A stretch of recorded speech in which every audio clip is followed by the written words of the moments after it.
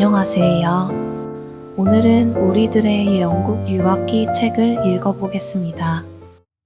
우리들의 영국 유학기 13인의 이야기 정체관 외 12명 지음 북후크 정체관 나의 어학연수기와 영국 유학기 1. 들어가며 인생 사람이 세상을 살아가는 일이다. 세상 살다 보면 인생이 전혀 예상치 못한 방향으로 흘러갈 때가 있다. 어머니는 내게 늘 옛말 하나 틀린 걸 없다고 하셨다. 세상을 살다 보면 이 말이 그런 뜻이었구나 하며 가슴에 탁 와닿을 때가 있다. 다산 정약용 선생은 두 아들에게 재산 대신 부지런할 근자와 검소할 검 두 글자를 남겼다. 사람 언제 죽을지 모른다. 나는 내 두 아이에게 어떤 길을 만들어 갔던 데의 경험을 남기고 싶다. 2. 유학 준비기 중학교까지의 인생 어릴 때 동네 놀이터에서 놀다가 새로 만든 그네에 눈 바로 옆을 맞아 찢어졌다. 내 얼굴에 처음 흉터가 생겼다. 국민학교 3학년 겨울방학 때였다. 신정 연휴라 친구들하고 늘어지게 TV를 보며 뻥튀기를 먹고 있었다. 밖에서 친구가 부르는 소리가 났다. 차기 장난을 하잔다. 자식, 도전은. 친구가 쫓아오길래 새로 짓는 2층 집 옥상으로 올라갔다. 슬쩍 보니까 바로 옆에 공사 중인 다른 집하고 거리가 얼마 안 되어 보였다. 난간 위로 올라갔다. 바로 옆집으로 뛰려는 찰나 잠깐 밑을 내려봤다. 기억이 끊겼다. 어릴 때 높은 데서 떨어지는 꿈을 자주 꾸지 않던가? 어른들은 키 크려고 그런다고 했다. 실제로 나는 떨어지는 꿈을 자주 꿨다. 꿈인 줄 알았다. 눈을 떠보니 사람들이 앞에서 웅성거리고 있었고 나는 공사 중인 집과 집 사이 틈에 널브러져 있었다. 공사 중에 버린 벽돌과 흘러내린 콘크리트 덩어리들 위에 떨어졌는데 희한하게 안 죽었다. 정신을 차리니 사람들이 자꾸 나를 쳐다보며 뭐라고 했다. 어린 마음에 가슴 아프다는 생각보다는 창피한 생각이 먼저 들었다. 얼른 집에 가야겠다 싶어 일어섰다. 순간 왼쪽 다리가 시큰했고 그대로 앞으로 꼬꾸라졌다. 또 정신을 잃었다. 정신이 들었는데 코가 깨진 건지 얼굴이 온통 피범벅이었다. 아버지는 내가 피를 너무 많이 흘리자 등에 수건을 한 장 올리고 그 위에 나를 업은 뒤 동네 병원으로 뛰어가고 계셨다. 발가닥, 발가닥. 나는 또 정신을 잃었다. 다시 정신을 들었을 때는 병원 침대 위였다. 이번에는 틀 데 없이 움직이지 않고 가만히 있었다. 말도 안 했다. 그런데 내가 꼼짝도 안 하고 있으니 사람들은 내가 죽었다고 생각하는 것 같았다. 머리부터 발끝까지 피범벅을 하고 있어서 그런지 누구도 섣불리 손을 대지 않고 있었다. 뭔 소리라도 내야 사람들한테 내가 안 죽었다는 것을 알릴 수 있을 것 같았다. 수술 안 해요? 라고 힘겹게 말했다. 사람들은 뭔 일이 이런 일이 있냐며 부랴부랴 내 몸에 손을 대기 시작했다. 결론부터 얘기하면 3층에서 떨어졌는데 왼쪽 다리 골절에 눈하고 눈 밑이 조금 찢어진 게 다였다. 원래 얼굴은 크게 다치지 않았는데 정신이 들었을 때 걸어 나오려고 하다가 앞으로 고꾸라지는 바람에 눈과 코 왼쪽에 흉터가 생겼다. 남들도 다 겪는 그렇고 그런 몇 번의 사건을 제외하고 나는 지극히 평범한 아이였다. 하지만 내 인생에도 시련이 찾아왔다. 당연히 들어갈 줄 알았던 고등학교 입시에서 낙방했다. 처음으로 인생의 쓴맛을 봤다. 곤란스러웠다. 이제 뭘 어떻게 해야 할지 몰랐다. 추운 겨울 혼자 이불을 뒤집어 쓰고 어떻게 살아야 할지 막막했다. 눈물을 흘리며 울었다. 그때 식구들은 안방에서 삼겹살을 구워 먹으며 TV에는 방송을 보고 희희낙낙했다. 나는 식구들 들으라고 더 서럽게 울었지만 누구도 신경 써주지 않았다. 맛있는 삼겹살 냄새와 함께 식구들의 즐거운 웃음소리를 들으며 인생은 고독하다는 걸 깨달았다. 그때 내 나이 16살. 나, 고등학교까지의 인생. 어릴 때 나는 남자애가 왜 이렇게 예쁘냐는 소리를 자주 들었다. 하지만 6살 때 새로 만든 그네에 맞아 생긴 오른쪽 눈 위 흉터, 10살 때 3층에서 떨어져 생긴 왼쪽 눈 아래 흉터와 삐뚤어진 코로 인해 얼굴이 변했다. 이쁘다는 소리를 더 이상 듣지 못했다. 남들과 별반 차이 없던 학교 생활도 고교 입시 낙방이라는 흉터가 생겼다. 우리 애가 머리는 좋은데 어디서 많이 듣던 말 아닌가? 초등학교는 물론이고 중학교 때 다닐 때도 성적에 큰 신경을 쓰지 않았다. 벼락치기를 하면 대충 중간 성적을 나왔기 때문이다. 호기심이 많았지만 천성이 게을러서 하고 싶은 것만 하고 TV 보는 거 좋아하고 평범한 아이였다. 그러던 내가 정신을 차리게 된 건 고등학교 입시 낙방이었다. 2차 고등학교에 지원했다. 입학 전 중3 겨울방학을 독하게 보냈다. 집 앞 독서실에서 새벽 2시 취침, 새벽 6시 기상, 이를 갈았다. 수학의 정석을 거의 외웠고 영어 사전을 진짜 씹어먹었다. 독서실 의자 3개를 붙여 잔 다음 집에 가서 씻고 도시락을 받아 학교에 갔다. 점심을 먹고 나면 같은 반 아이와 놀지도 않고 무조건 책상에 엎드려 잠을 잤다. 머리도 거의 삭발하고 모든 것을 공부에 맞췄다. 고등학교 1학년 때 난생 처음 전교 등수에서 놀아나봤다. 하지만 그런 생활을 1년 정도 하니 만사가 귀찮았다. 계속 드는 의문이 공부 잘해서 좋은 대학에 가면 뭐가 달라질지 모르겠다는 것이었다. 내가 뭘 하고 싶은지 확실치 않은 상황에서 주야장천 대학 입시 준비만 하는 게 이해가 되지 않았다. 주위에서 그런 고민은 대학에 들어간 다음에 하라고 했다. 다른 사람들은 다 그렇게 산다며 혼자 튀지 말라고 했다. 무슨 생각에선지 나는 그런 소리를 듣는 자체가 싫었다. 공부에 흥미를 잃었다.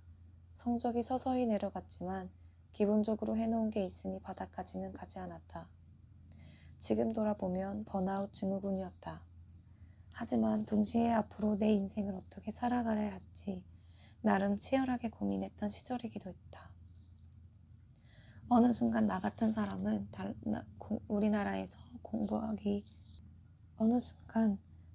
사람은 우리나라에서 성공하기 어렵겠다는 생각이 들었다.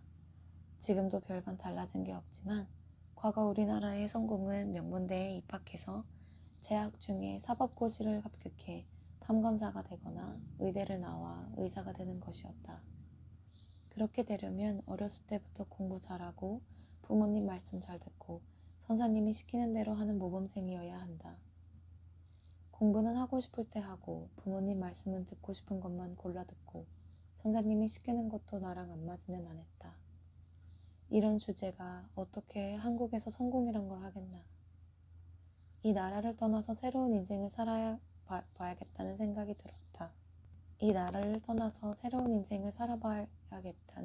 들었다.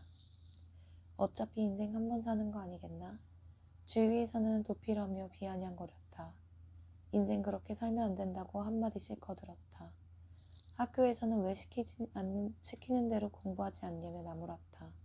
하지만 이미 정해진 틀에서 나보다 공부를 더 잘하거나 집안이 빵빵한 다른 학생과 경쟁하는 건 그 자체가 불공평하지 않나. 나 말고도 이미 많은 학생이 그렇게 사는데 굳이 나까지 그 틀 안에서 아등바등 살 필요가 없다고 생각했다. 그때 내 나이 18살. 다 미국, 캐나다, 일본 대학 답사. 내가 유학을 가게 된 건 고등학교 입시에서 낙방한 나비 효과 때문이라고 할 수 있다. 인생의 첫 실패. 중3 겨울방학 때 혼자 이불 뒤집어 쓰고 울면서 인생은 혼자 사는 것이라는 걸 절감했다. 내 인생 나 혼자 가야 하고 그렇다면 어떻게 살아야 잘 사는 것인지를 고민했다. 어차피 이렇게 된 거 밖으로 나가자는 결심을 했고 그것이 내 인생의 전환점이 된 것이다. 남은 것은 군대 문제였다. 좌고 우면할 게 없었다. 신체 검사를 받았고 현역병으로 입대했다. 현역 만기 제대 후 6개월 동안 아파트 공사 현장에서 막노동하며 돈을 벌었다. 당시 큰 기술 없이 짧은 시간에 목동 만드는 방법으로는 막노동이 최고였다. 발바닥에 못이 찔리고 가시에 손가락이 찔리는 등 온몸이 고됐지만 군인 정신으로 버텼다. 그렇게 번 돈으로 한 달가량 미국과 캐나다에 다녀왔다. 미국과 캐나다의 명문대학을 직접 내 눈으로 보고 싶었다. 역시 미국에는 우리나라 사람들이 너무 많았다. 미국에서 만난 한인 유학생으로부터 미국으로 유학하고 오기 전 우선 우리나라에서 명문대학을 나왔어야 미국으로 유학하러 와서도 유학생 대접을 받는다고 했다. 누구한테 무슨 대접을 받아야 대접을 받는 건지 모르겠지만 뭐가 좀 꼬여있는 것 같았다. 캐나다는 너무 한산했다. 캐나다에서 공부하고 나면 그 다음에 뭘 할 수 있을지 딱히 그림이 떠오르지 않았다. 미국과 캐나다에 다녀온 다음 다시 아파트 공사 현장 숙소에서 먹고 자며 돈을 벌었다. 그렇게 번 돈으로 그 다음에 여름 한 달 동안 혼자 일본의 명문대학을 둘러봤다. 일본 신주쿠역에 가니 골판지로 깔고 자는 노숙자들이 즐비했다. 쓰레기통에서 사람들이 읽고 버린 만화책을 주워서 깨끗이 닦은 후 팔고 있었다. 이때 처음 길바닥에서 자도 되는 걸 알게 되었다. 나도 자극받아 난생 처음 공원 벤치에서 노숙을 해봤다. 인생 꼬일 때를 대비해서이다. 일본의 명문대학인 오사카 대학교 도서관에 갔을 때다. 한국에서 왔는데 이 대학에 관심이 있고 나중에 지원할지도 모른다고 말하니 일본인 사서가 친절하게 도서관 탐방을 시켜줬다. 학생 식당에 가서 일본식 카레덮밥도 먹어봤다. 보니까 대부분 학생이 밥 먹으면서도 눈은 책에 가 있었다. 참 열심히 공부하는구나 싶었다. 일본 일정을 마칠 즈음 겁도 없이 밤 8시에 후지산 정상 등정에 도전했다. 여름이라고 샌들에 반바진 차림으로 후지산에 올라가다가 중간에 얼어 죽는 줄 알았다. 다행히 비 올 때를 대비해서 가져간 우비가 바람막이 역할을 잘했다. 밤이라서 어두워 앞이 잘 안 보였는데 올라가다 보니 설상가상으로 산소도 부족하더라. 후지산이 그렇게 높은지 몰랐다. 8시간 만인 새벽 4시에 정상에 올랐다. 드는 생각이 일본에서 유학하면 뭐든 일본어로 해야 하는데 나중에 내가 뭘 하든 영어로 할 때보다는 활동이 제한돼 보였다. 일본인을 상대할 게 아니면 영어를 또 배워야 할 것 같았다.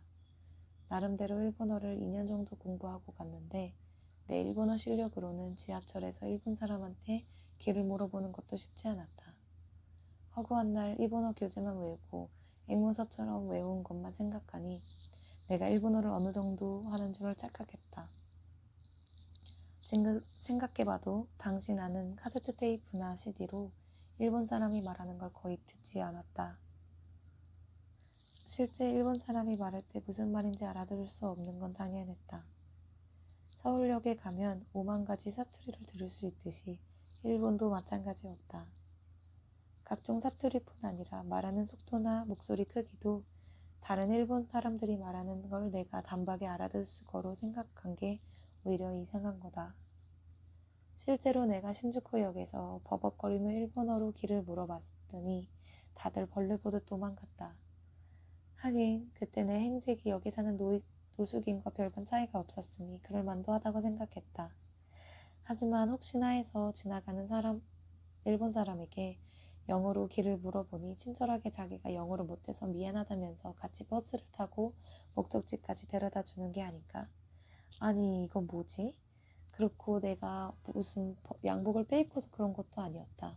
단지 버벅거리는 일본어 대신 버벅거리는 영어로 길을 물어봤을 뿐이었다.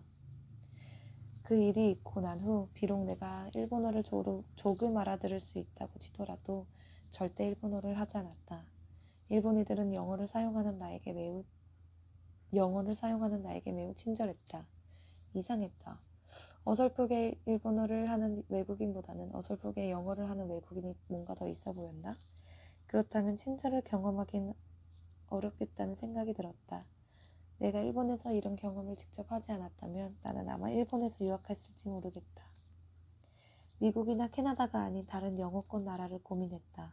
자고로 해외 유학은 미국이나 캐나다 아니면 일본으로 가야 한다고 막연히 생각하고 있었다.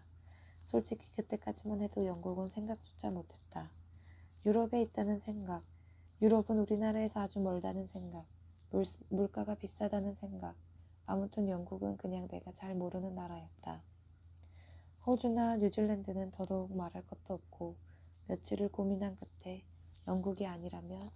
미국이 아니라면 영국으로 가야 할 수밖에 없다는 생각이 들었다.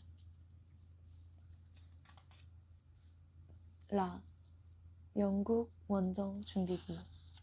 지금 와서 보면 꽤 잘한 선택이었고, 주변에서 누가 해외로 유학 간다고 하면 영국으로 가라고 한다. 유학하면서 그 나라를 돌아보는 것도 좋지만 말이 달라지는 국경을 넘어 인접 국가까지 돌아보면 조금씩 다른 문화를 경험하게 된다.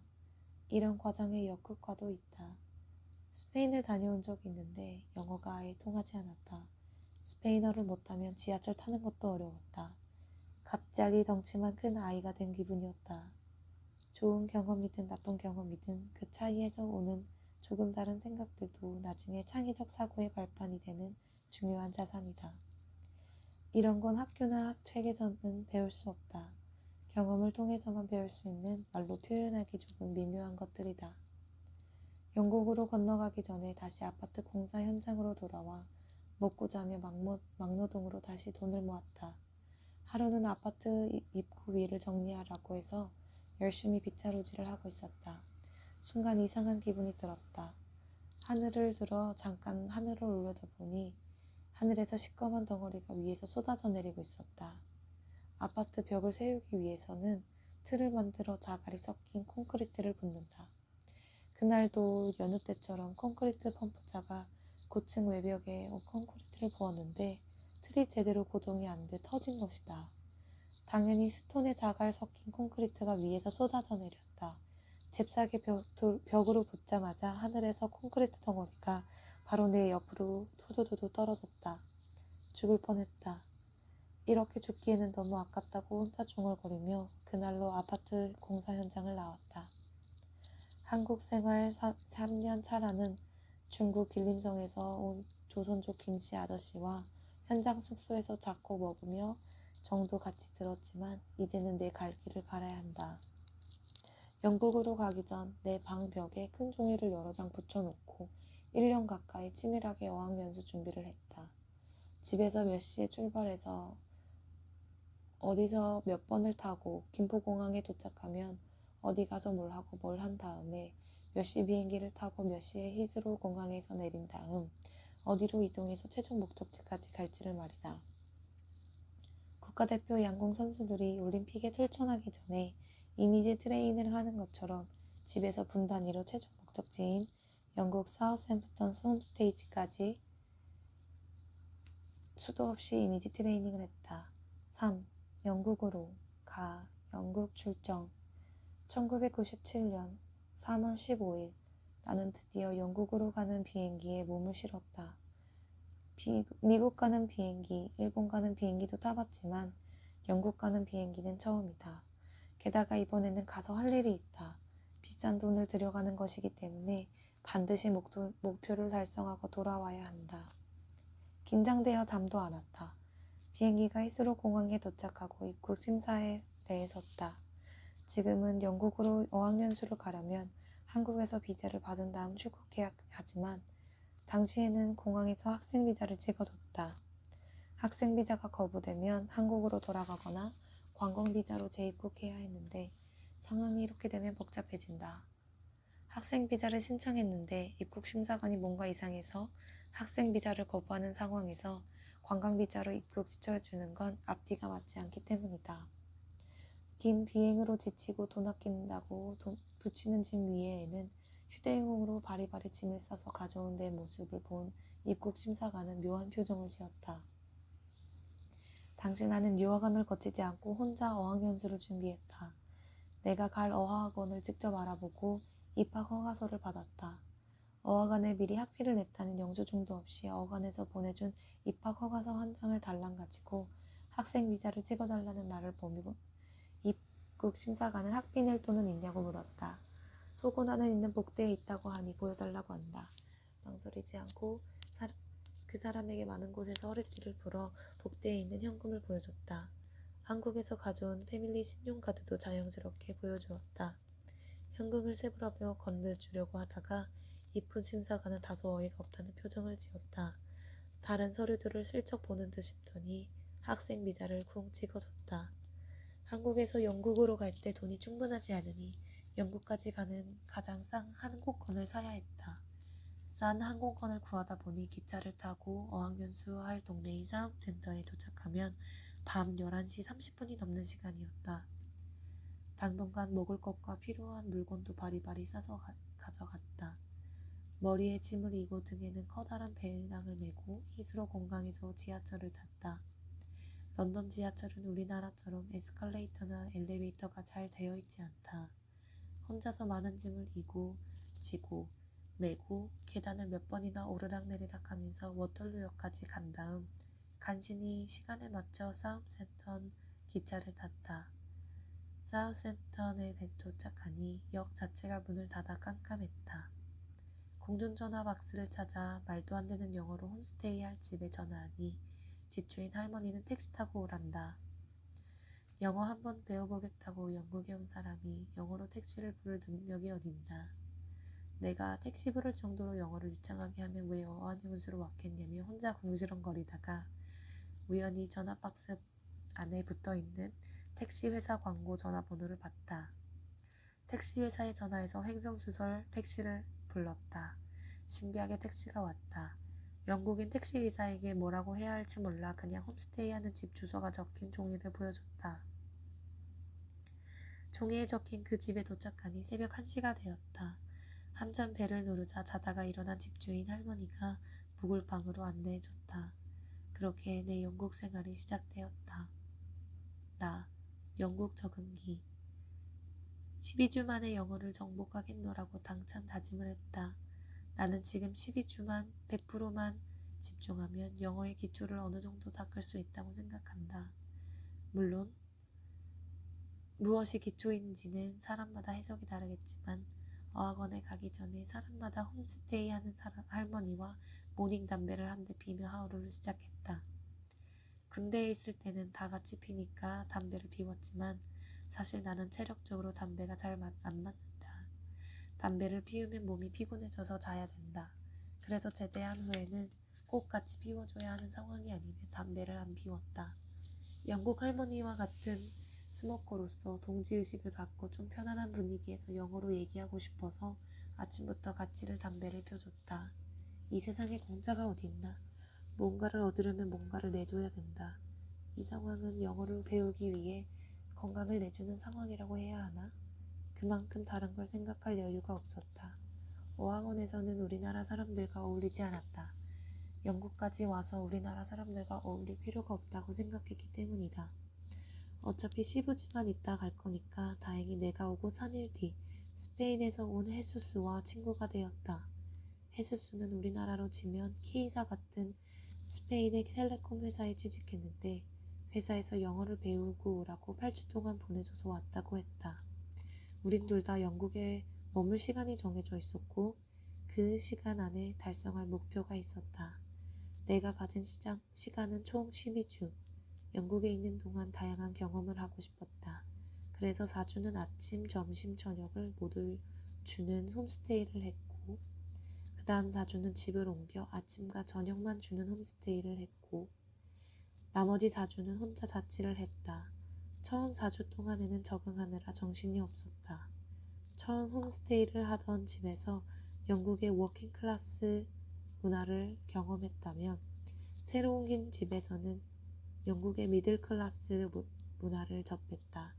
사우샘프턴에서 렌터카 회사를 하고 있는 집주인은 식구가 많아 방이 여러 개의 큰 집을 갖고 있었다. 자녀들이 커서 독립을 하자 빈 방을 학생들에게 빌려줬다. 그 집에서는 영국 대학생들도 몇 명 살고 있었는데 그때까지만 해도 내 영어는 그들과 진득한 이야기를 하기에 부족했다. 영국인 대학생들도 그런 나와 얘기하는 걸 그리 즐기지는 않아 보였다. 그 전에 살던 집과 달리 새로 생긴 집은 뷔페식으로 아침 식사를 제공했다. 아니 내가 내는 돈은 똑같은데 대접이 이렇게 달라지다니. 역시 사람은 여기저기 많이 돌아다녀야 한다. 두 번째 홈스테이에서 새로운 경험을 하는 동안 헤수스가 스페인으로 돌아갈 시간이 점차 다가왔다. 처음 헤수스를 만나 펍에 갔을 때는 맥주 한 잔을 시켜놓고 둘이 길게 이야기를 못했다. 헤수스나 나나 영어가 짧아서였다. 헤수스가 스페인으로 돌아가기 전에 그 펍에 다시 갔다. 우리 둘은 처음 만났을 때를 얘기하며 조금 더 길게 얘기할 수 있게 된 우리를 돌아보며 웃었다. 다 런던 진출. 사우샘프턴에 있으며 시도한 세 번째 도전은 혼자 자취를 해보는 것이었다. 지역 신문 광고를 통해 자취할 곳을 찾았고 집주인에게 연락해서 계약했다. 지금 생각해봐도 무슨 용기로 그러고 다녔는지 모르겠다. 그때는 정말 무서운 게 없었다. 헤스수가 스페인으로 돌아가고 나니 오후에 대할 사람이 없었다. 그래서 인근 다른 어학원 오후반을 신청했다. 한국으로 돌아갈 날이 얼마 안 남았는데 내 영어가 아직 만족스럽지 않았기 때문이었다. 마음이 조급해졌다. 지금에서 보면 그때 내 영어 레벨은 중학급 정도. 그러다 런던에 있는 유명 어학원 얘기를 들었다. 영어 말하기 전문 학원으로 4주만 다녀도 중급 이상의 영어를 할 수 있게 된다나? 귀가 솔깃했다. 이제 어느 정도 기본적인 영어는 되니까 런던에 진출해보자 하는 생각이 들었다. 런던은 어학원들이 서로 경쟁하다 보니 학원비도 경쟁적이었다. 일주일을 무료로 수강할 수 있는 곳도 많았다. 사전 답사를 하러 갔다. 역시 런던은 사람이 많고 복잡했다. 한적한 시골에서 살다가 런던으로 옮기려고 하니 뭐가 그렇게 정신이 없던지 런던에서 살 곳을 알아보던 중 누군가로부터 런던 기독교 여자 청년회에 빈방이 많아 남자에게도 저렴한 가격에 렌트를 해준다는 얘기를 들었다. 기독교 청년회가 아니라 YWCA라니. 조금 이상했지만 그런 걸 따지지 않고 런던 기독교 여자 청년회를 찾아갔다. 소문을 듣고 왔다고 싼 방이 있냐고 물었다. 담당자가 다소 당황한 표정을 짓더니 빈 방이 없을 뿐더러 남자에게는 방을 줄 수 없다고 했다. 납당한 표정으로 나오는데 담당자가 쫓아왔다. 자기 집에 빈 방이 있는데 한번 볼 생각이 있냐고 물었다. 들어보니 가격도 나쁘지 않았다. 집에 찾아가서 방을 둘러보니 훌륭했다. 그 길로 사우샘프턴으로 돌아와 짐을 싸서 런던으로 갔다. 나의 런던 자취 생활 시작이다. 새로 이사한 집 1층에는 집주인이 살았고 2층에 있는 방 3개에는 말레이시아와 모리셔스에서 온 여학생 2명과 내가 각각 살고 3층에 있는 방 2개에는 런던에서 직장 생활을 하는 캐나다 여성과 아일랜드 여성이 살았다. 다들 각자의 생활이 있다 보니 자주 만나 얘기 나눌 시간은 많지 않았다. 그래도 매주 목요일 저녁에는 동네 펍에 가서 맥주를 한 잔씩 했다. 런던에는 아주 저렴한 어학원부터 아주 비싼 어학원이 있다. 빨리 영어 실력을 늘려야 했지만 그렇다고 무턱대고 싼 곳에 등록해서 어학원을 다 갔다 왔다 하는 것은 시간 낭비였다. 또한 이 시점에서 10년 후의 내 모습을 그려볼 필요가 있었다. 고교 입시 낙방 이후 근 10년 만에 다시 인생에서 다시 진지하게 고민했다. 어차피 한국으로 돌아가 봐야 달라지는 건 없다. 결국 여기서 한번 승부를 걸어보자는 생각을 했다. 그렇게 하기 위해서는 단순히 자격증 같은 것을 따서 뭔가를 하려기보다는 정식으로 대학에 입학해서 그 이유를 노리자. 그러고 난 다음 영국에 계속 살지, 다른 유럽 국가에 가서 살지, 아니면 과거 영국령이었던 홍콩이나 싱가포르 같은 데서 살지 고민해보자. 생각이 정리되니 이제 무엇을 해야 할지가 보였다. 서점에 가서 대학 입학과 관련된 자료를 찾기 시작했고 인터넷으로 대학 홈페이지를 뒤지며 입학 관련된 정보를 수집하기 시작했다. 영국 대학 입학 준비. 영국에서 어학연수를 하며 사회가 돌아가는 시스템이나 사람들이 확실히 우리나라와 다르다는 것을 느꼈다.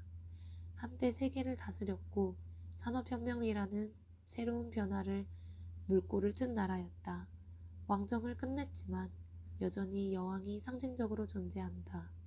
이들은 모든 다양한 시도를 하며 전체에서 득이 되는 것을 찾는다. 명분에만 집착하지 않고 실리를 추구한다. 대학도 마찬가지다. 우리나라에서는 공대를 가면 공학 전공에 집중한다. 기계공학 전공자가 필수로 외국어 부전공을 해야 한다는 말을 들어보지 못했다. 하지만 영국의 공대는 장차 관리자가 될 사람을 육성하는 것에 교육에 초점이 맞춰져 있다. 기계공학을 전공하더라도 경영, 회계, 프로그래밍, 외국어 등을 전공 필수로 수강해야 된다. 영국 대학에 도전하기로 하면서 처음 어학연수를 준비할 때처럼 혼자 영국 대학 지원에 관한 자료와 정보를 모았다. 다니던 어학원 선생님으로부터 추천서를 받았다. 영국 대학 등록금은 다들 비슷했다. 같은 값이면 다 엉지 말라고 명문대학에 지원했다. 추천서를 써준 영국인 선생님들은 내가 정말 지원하는 영국의 명문대학에 입학할 것이라고 믿지 않는 것 같았다.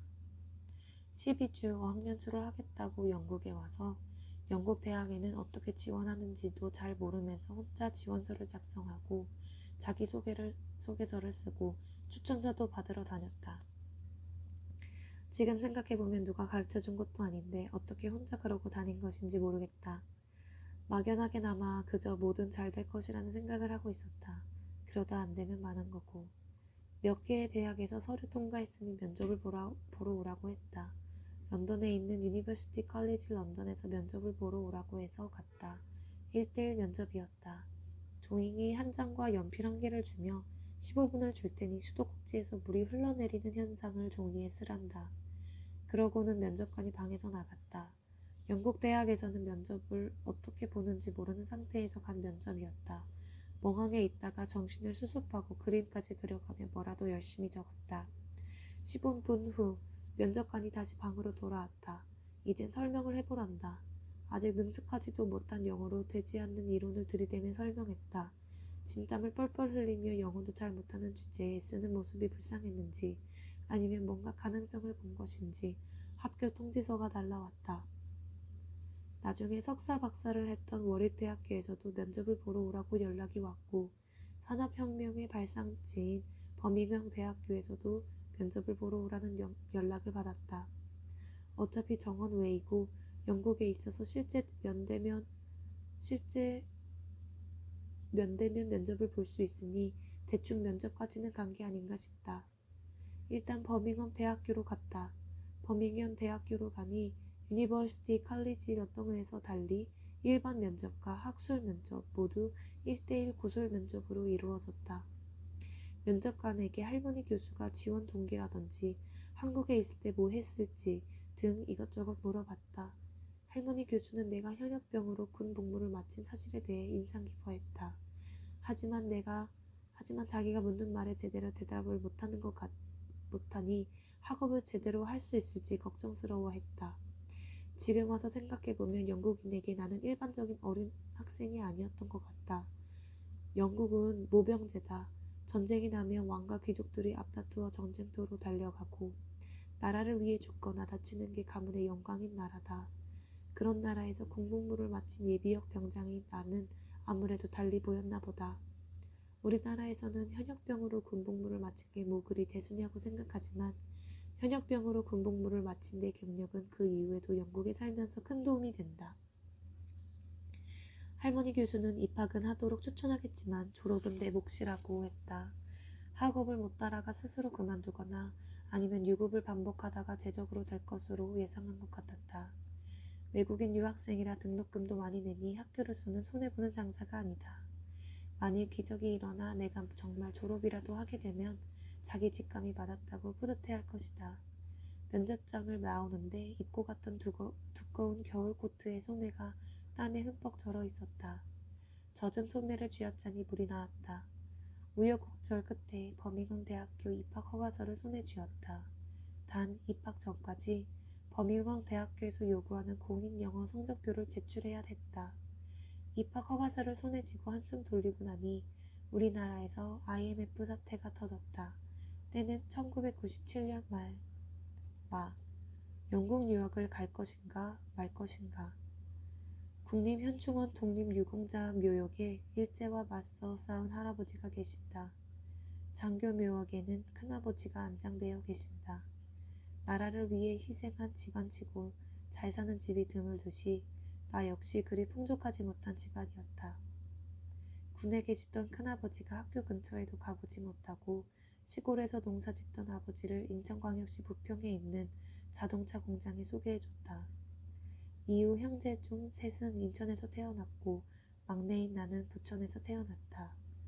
아버지는 비록 학교 근처에도 가보지 못했지만 부지런했고 호기심이 많았다. 타고난 근면 성실함 때문에 얼마 되지 않아 공장에서 인정받는 기술자가 되었고 아버지 손에 들어가면 해결되지 않는 문제가 없었다. 올해 90세인 아버지는 지금도 고물상에서 고장이 난 가스보일러를 사다가 직접 고친다.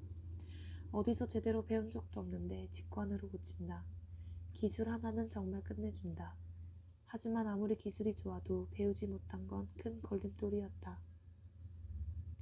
월급날이면 아버지는 어린이 잡지와 통닭 한 마리를 사오셨다. 그런데 어느 날 느닷없이 영어 알파벳이 적힌 책을 한 권 사왔다. 영어를 배워야 한다고 했다. 아니 현장에서 자동차 조립하는 근로자가 뭐하러 영어를 배워야 하나?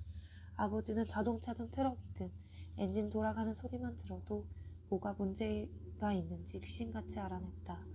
그런 귀신같은 기술자였기 때문에 당연히 직급이 계속 올라갔다.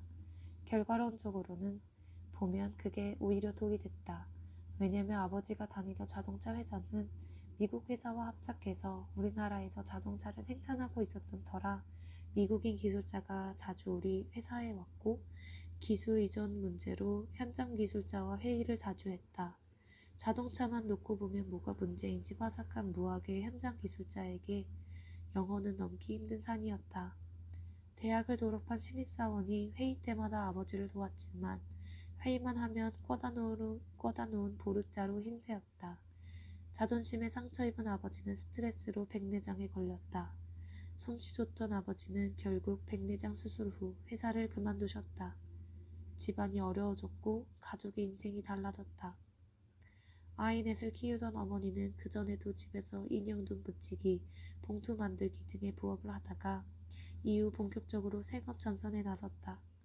만일 내가 아버지에게 영어를 가르쳐 주거나 도와주었을 수 있었다면 어떻게 됐을까? 아이러니하게도 몇 년 뒤에 나는 영국에서 비슷한 상황에 있는 국내 자동차 회사의 현장 기술자들에게 기술 전달 연수를 시켜주는 일을 우연히 하게 된다.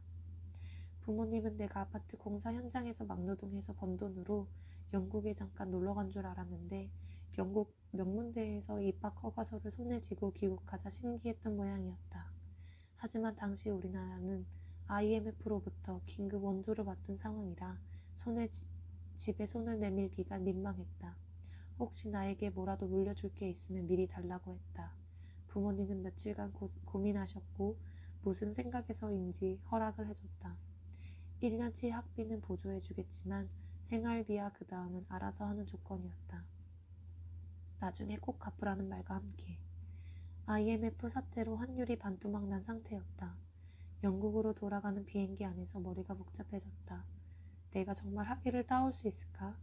졸업하더라도 취직은 제대로 할 수 있을까? 갑자기 욕이 나왔다.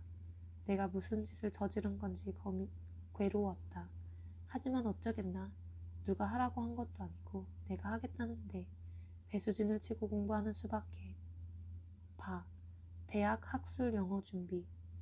버밍엄 대학교에서는 공인 영어 성적이 충분하지 못하면 현재의 영어 능력에 따라 학교에서 운영하는 대학 영어 프로그램을 수강하게 됐다. 대학 영어 프로그램을 마치기 전에 영어 시험을 보기 때문이다. 사실 그것도 만만치는 않다. 대학 영어 프로그램은 학비도 비쌌다. 하지만 공인 영어 점수가 최종적으로 어떻게 나올지 모르는 상황에서 만일 학교에서 요구하는 점수가 안 나오면 영어 때문에 입학을 1년 미루어야 했다. 일을 그렇게 진행하기에는 리스크가 너무 컸다. 일단 대학 영어 프로그램에 등록한 다음 중간에라도 학교에서 요구한 공인 영어 성적서를 제출하면 안 되겠냐고 했더니 그건 안 된다고 했다. 학생 비자를 받는데 문제가 있었기 때문에 결국 대학 영어 프로그램을 등록하는 수밖에 없었다.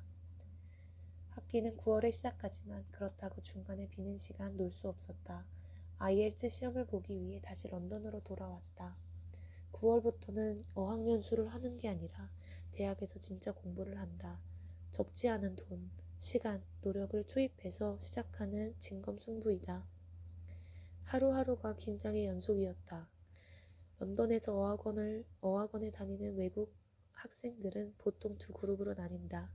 첫 번째 그룹은 영어를 배우러 오는 학생들이다.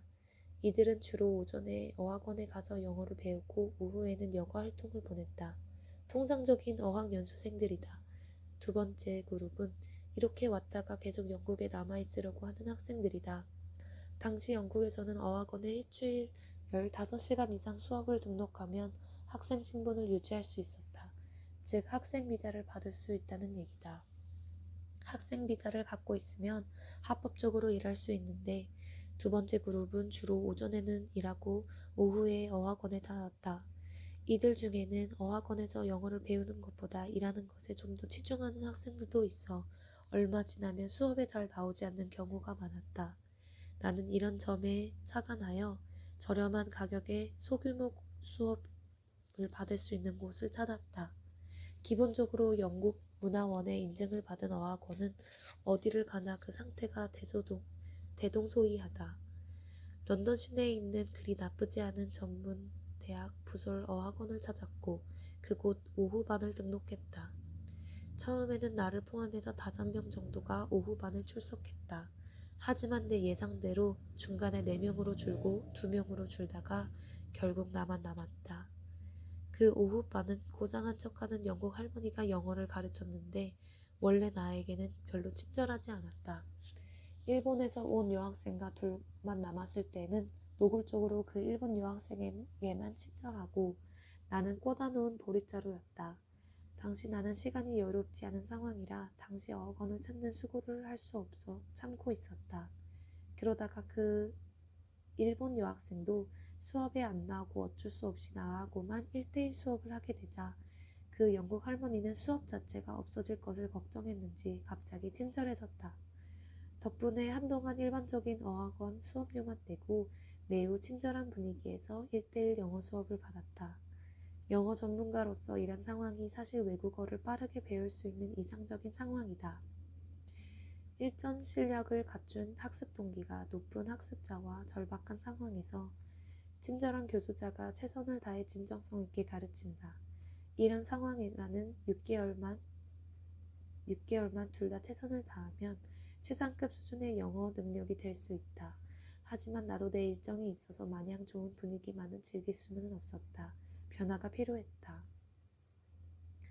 공인영어 시험 및 IELTS를 치른 다음 런던 웨스트민스터 대학교로 옮겼다. 대학 부설 어학원 학비는 비쌌다. 하지만 대학 부설 어학원에 등록함으로써 그 대학의 정식 과목을 청정할 수 있었고 웨스트민스터 학교에 등록함으로써 유니버시티 칼리지 런던, 임페리얼 칼리지 등 런던에 있는 모든 대학의 도서관을 무료로 사용할 수 있었다. 4. 마침내 영국 유학. 버밍엄 대학교 학사 유학기.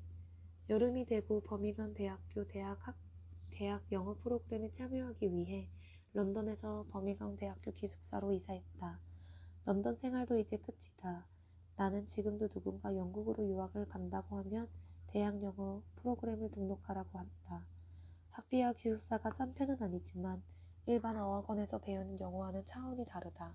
대학 영어 프로그램은 영어를 모국어로 사용하지 않는 외국인 학생이 대학이나 대학원에서 공부하는 데 필요한 영어를 포함해 수업 중에 효과적으로 노트하는 방법, 스피드 리딩하는 법, 학업 계획 짜는 법, 논문 쓰는 법 등 대학과 대학원에서 살아남을 수 있는 공부 방법도 배운다.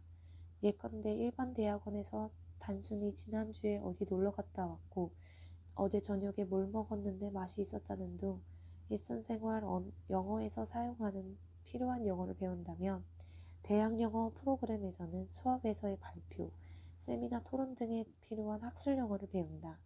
대학 영어 프로그램에 참여하는 학생들은 서로 전공이 다르다 보니 각자 자기 전공 관련 공부를 해온 다음 학생들 앞에서 발표하거나 질문에 답하는 연습을 하기도 한다. 1998년 9월 버밍엄 대학교에서는 공식적으로 학기가 시작됐다. 하루하루가 힘들었지만 이제는 학위를 받아서 돌아가야 하는 절체절명의 임무가 있었다. 한국에 있는 친구들은 우리나라에서는 IMF 사태가 나서 다들 힘들어하는데 유학 가서 팔자 좋게 공부나 하니 얼마나 좋겠냐고 부러워했다. 하지만 원래 머리가 그리 좋지 않은 편이라 공부가 쉽지 않았다. 오죽했으면 어느 날 아침 학교 가다가 지나가는 차에 발등을 조금 내밀어 일주일만 병원에 입원하면 좋겠다는 생각마저 했을까. 그런데 그렇게 해서 병원에 입원한들 누가 나 대신 수업 내용을 필기해 줄까 생각하면 다는 수가 없었다. 죽기 살든 전진이다. 버밍엄 대학교에서는 학부생이든 대학원생이든 첫 해에는 무조건 학교 기숙사를 보장해준다. 그렇지 않으면 학교 밖에서 자취나 하숙을 해야 하는데 학교 기숙사가 겨울에 훨씬 따뜻하고 뜨거운 물도 마음껏 쓰고 안전하다. 나는 버밍엄 대학교 안에 있는 호숫가 옆에 있는 기숙사 메이슨홀에서 살았다. 메이슨홀에는 수백 명의 학부생이 살았는데 아침마다 메이슨홀과 인근 기숙사에 사는 학생들이 학교로 가는 학생들의 행렬이 장관이었다. 가을 학기가 끝나기 전에는 크리스마스 파티도 했다. 영국에서 처음으로 제대로 된 크리스마스 파티하는 것을 봤지만 나는 파티 따위를 즐길 여유가 없었다. 일상생활 영어도 아직 능숙하지 않은 상태에서 학기 중 리포트는 이것저것 참고해서 쓴다고 하더라도 시험 기간에 영어로 답안을 작성하는 것은 정말 큰 도전이었다. 산업혁명의 발상지인 버밍엄 대학교 공과대학은 200여 년의 역사를 가진 명문대답게 모든 시험이 논술이었다. 입학하기 전에 어학원에서 지난 주말에 어디에 다녀왔다는 등 일상생활 주제로 최대 300자 이상의 에세이를 써봤다. 하지만 그건 그냥 연습용으로 쓴 말 그대로 신변잡기 에세이다. 이제는 대학 전공 과목 시험 후 상황에서 2시간 안에 영어로 답안을 작성해야 한다. 뭐가 시험 문제로 나올지 모르는 상황이니까 전공 서적과 수업 시간에 필기했던 내용을 막 외웠다. 희한하게도 시험 시작 땡 소리와 함께 2시간 동안 미친 듯이 영어로 공책 한두 권을 채웠다. 버밍엄 대학교 공과대학은 출석 점수나 리포트 점수가 없는 과목이 많다. 2시간의 시험으로 1년 농사를 결정짓는 진검승부다.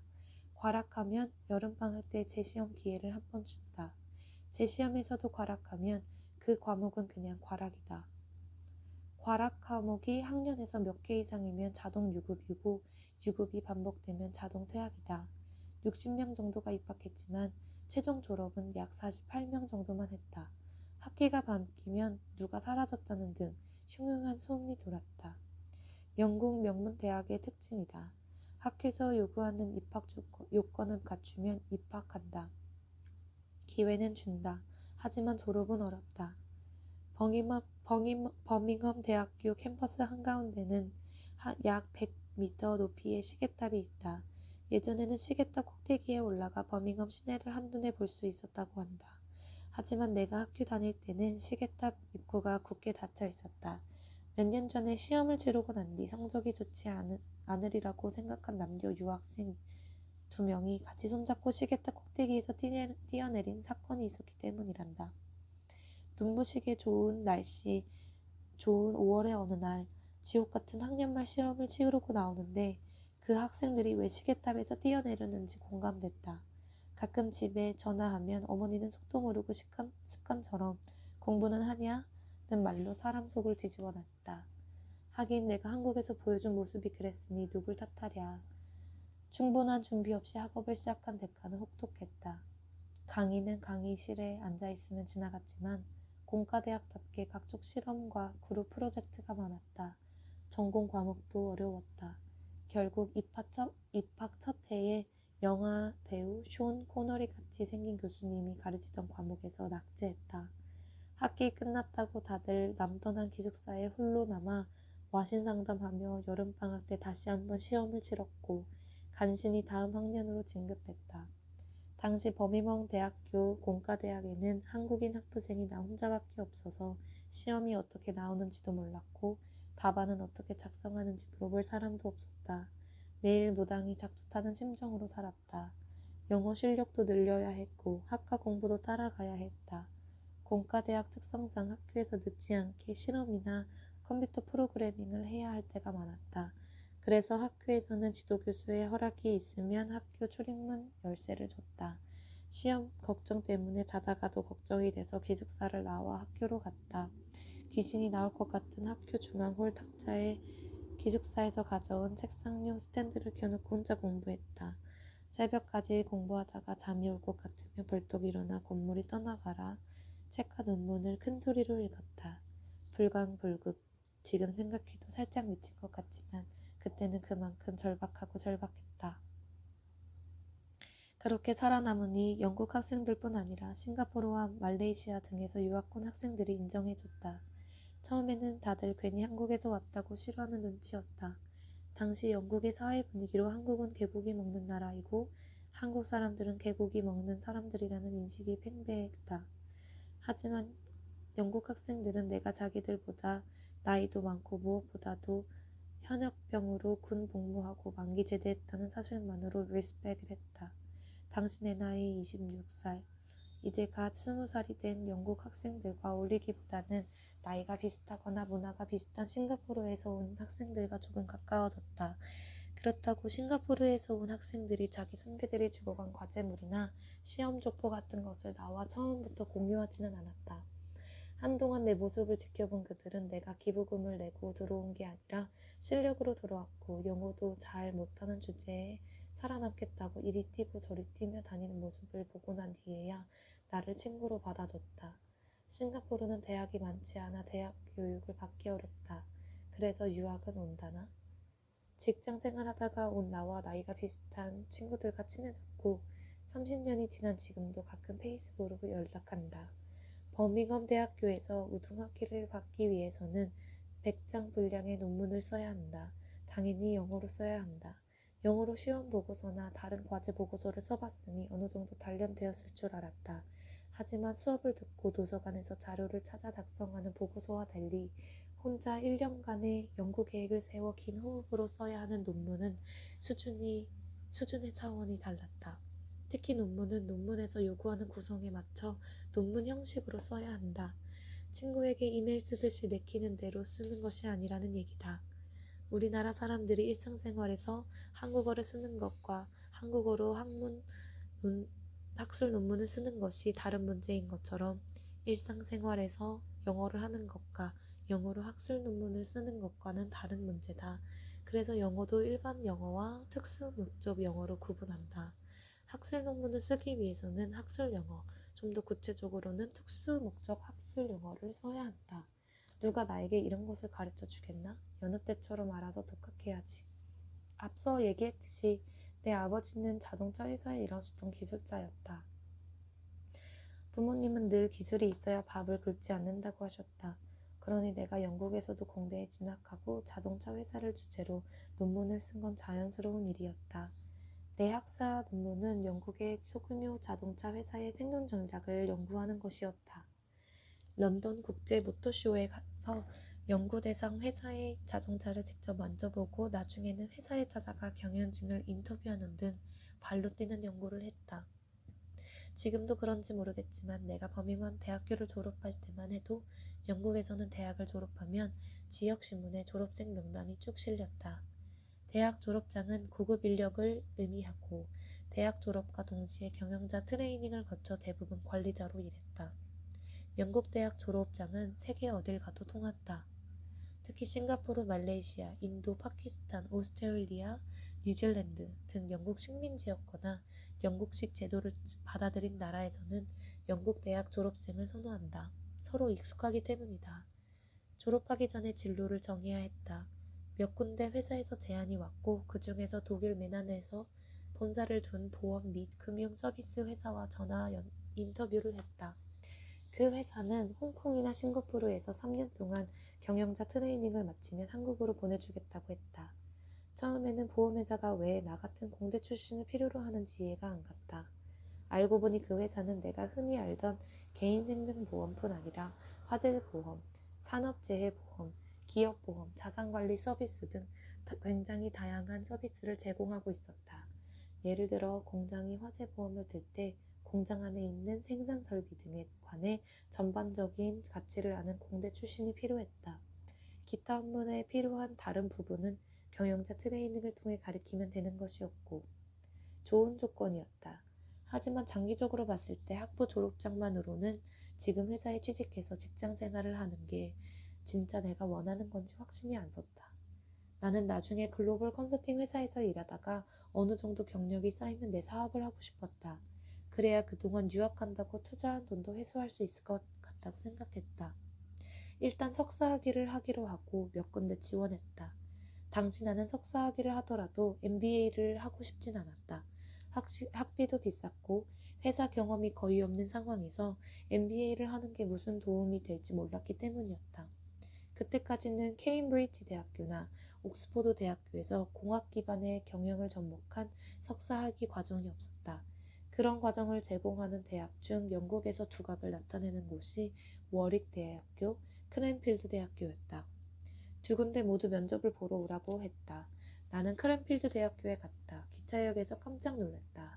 학교에서 운전기사를 보내 마중을 나와 있었던 것이다. 운전기사는 인터뷰 장소가 있는 건물에 내려줬고 건물 앞에는 학과 비서가 나와 있었다. 일개 석사과정 지원생에게 매우 인상적인 대접이었다. 워릭대학교에 가니 그런 대접은 없었다. 하지만 학교 분위기가 전체적으로 매우 역동적이었다. 학교 자체는 생긴 지 35년밖에 안 됐지만 인근에 있는 랜드로버나 제규어 같은 자동차 회사들과 적극적으로 산학연 프로젝트를 많이 수행하고 있었다. 좌고우면할 필요가 없었다. 나 워릭대학교 석사 유학기.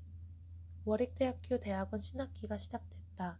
하지만 이미 버밍엄 대학교에서 큰 전쟁을 치러봤기 때문에 심하게 긴장되지는 않았다.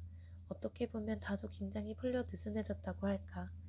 영국인들은 학업을 계속할 경우 학부를 마치고 박사과정으로 바로 진학한다.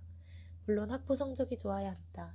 영국 석사과정은 3년의 영국 대학의 학부 과정을 1년으로 압축해서 가리키는 것과 비슷했다. 전공 과목의 깊이는 석사과정의 학사과정보다 더 깊다고 보기 어려웠다. 우리나라에서는 학사과정보다는 석사 기준이 수준이 더 높고 석사과정보다는 박사과정의 수준이 더 높다. 전공 과목의 깊이도 학부보다는 대학원이 훨씬 더 깊은 편이다. 하지만 영국은 보기에 따라 꼭 그렇지 않을 수도 있다. 석사과정은 전공을 달리하거나 재교육을 원하는 영국 학생을 위해 교육과정이 구성되어 있다고 할까? 그래서인지 몰라도 석사과정에서는 영국 학생보다는 외국 학생들이 많다. 영국에서는 대학이나 대학원에서 입학하기 전에 영어권 국가에서 2년 이상 수학하면 공인영어 성적표를 제출할 필요가 없다. 나 역시 버밍엄 대학교에서 학사학위를 받았기 때문에 공인영어 성적표를 제출할 필요가 없었다. 당연히 영어가 부족한 학생을 위해 설계된 대학 영어 프로그램에 참여할 필요도 없었다. 하지만 나는 워릭대학교에서 석사과정을 하기 전에 여름에 하는 대학 영어 프로그램을 신청했다. 워릭대학교에서는 그럴 필요가 없다고 했지만 그래도 했다. 단순히 대학 영어 프로그램을 다시 듣기 위한 것이라기보다는 나중에 우리나라로 돌아가면 우리나라 학생들이 글로벌 경쟁에서 뒤지지 않게 우리나라에서 학술 영어를 가르쳐주고 싶었기 때문이다. 수집 자료도 필요하고 버밍엄 대학교와 달리 워릭 대학교는 학술 영어를 어떻게 가르치는지 교수법과 프로그램 운영 방식을 배우고 싶었다. 이런 건 직접 참여해서 경험하지 않으면 잘 알지 못하기 때문이다. 대학 영어 프로그램에 참여한 또 다른 목적은 개인적으로 새로운 학교와 주변 환경에 적응하기 위한 이유도 있었다. 이후 나는 2003년과 2004년 여름 워릭대학교에서 대학 영어 프로그램을 운영할 때 학생들이 먹는 기숙사에 사감을 하며 우리나라 학생을 포함해 외국 학생이 영국에 정착하는 것을 도왔다. 개인적으로 새로운 곳에서 학업을 시작하기 전에 이런 준비 기간을 갖는 것이 어렵게 결정해서 온 유학을 성공적으로 마칠 수 있는 중요한 밑거름이 된다고 나는 지금도 생각한다. 유학을 계획 중인 학생이라면 반드시 대학 영어 프로그램에 참여할 것을 권한다. 버밍엄 대학교에서 생존을 위한 사투를 벌였지만 마음 한편에는 여전히 내 영어가 충분하지 않다는 생각이 있었다. 그래서 평소대로 계속 영어 연습을 했다. 미국이나 영국에서 학부를 졸업하고 왔다고 하면 사람들은 무슨 영어 원어민이 다 된 줄 안다. 도서관에서 책 한 논문을 읽고 혼자 연구하는 대학생보다는 아무래도 현지 학생들과 수업 듣고 토론하고 보고서 쓰고 시험 보는 학생들이 더 영어를 잘할 것으로 생각하기 때문이다. 사실 그런 점이 없다고 할 수는 없다. 하지만 개인의 성격, 성향, 무엇보다도 어떻게 시간을 보내고 사느냐에 따라 상황은 다 우리나라에서 유학원 중국 학생이 늘 주위 한국 학생들과 같이 한국어로 떠들고 같이 공부할까? 버밍엄 대학교에서의 대학 생활이 하루하루를 살기 위한 몸부림이었다면 워릭 대학교에서의 학교 생활은 그동안 배운 것들을 조금씩 다듬는 시간이었다. 버밍엄 대학교에서 어느 정도 영국 대학에서 과제하는 작성법, 시험 가르치는 법, 논문 작성하는 법 등 학술적인 부분에 대한 단련이 됐고 영국에서 생활하는 경험과 지혜를 얻었다. 물론 버밍엄 대학교에 있을 때처럼 같은 과에 도와주는 싱가포르 친구는 없었지만 기숙사에 같이 살면서 친하게 지낸 영국 친구가 생겼다. 워릭 대학교에서는 대학원용 전용 기숙사에 살았다. 버밍엄 대학교에서는 내 방만 있고 욕실과 화장실을 다른 학생들과 함께 사용하는 구조였다.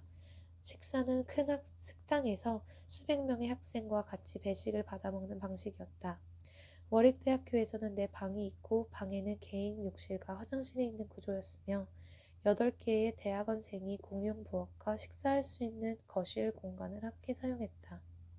부엌에 냉장고와 냉동고가 한 대씩밖에 없어서 8명이 사용하기에는 불편한 점이 없지 않았지만 그로 인해 나는 같이 사는 학생들과 부엌에서 만나 가끔 저녁 요리를 하거나 먹고 TV를 같이 보는 때도 있었다. 나는 캠브리지 대학교에서 학부를 마치고 워릭 대학교에서 박사과정을 바로 시작한 영국인 친구 존과 친해졌다. 혹자는 캠브리지 대학교에 다니며 모두 귀족이거나 잘 사는 집안인 줄 아는데 모두가 그런 건 아니다. 존 역시 자기 집안은 귀족도 아니고 부유하지 않다고 한다. 하지만 존이 다니던 학교에서 유일하게 캠브리지 대학교에 진학했다고 한 걸 보면 굉장히 똑똑했던 모양이다. 존은 나처럼 맥주를 좋아하고 영화 좋아하는 평범한 친구였다. 존이 학부를 마치고 바로 박사과정을 시작할 수 있게 된 이유는 앞서 얘기했듯이 영국의 석사학위 과정을 재교육 차원으로 볼 수 있기 때문이다. 말이 나온 김에 우리나라 대학과 조금 다른 영국 대학에 대해 잠깐 살펴보자. 미국의 엘리트 대학, 하버드 대학, 예일 대학교, 프리스턴 대학교, 펜실주니아 주립 대학교, 컬럼비아 대학교, 코넬 대학교, 다스머스 대학교, 브라운 대학교으로 상징되는 아이비리그가 있다면 영국에는 러셀 그룹이 있다. 1994년 런던에 있는 러셀 호텔에서 18개의 영국 엘리트 대학들이 모여 만들어진 그룹이다. 현재는 24개 대학으로 늘었고 18개의 원년 멤버는 내가 졸업한 버밍엄 대학교, 워릭 대학교를 포함해 브리스톨 대학교, 케임브리지 대학교, 에든버러 대학교. 들어주셔서 감사합니다.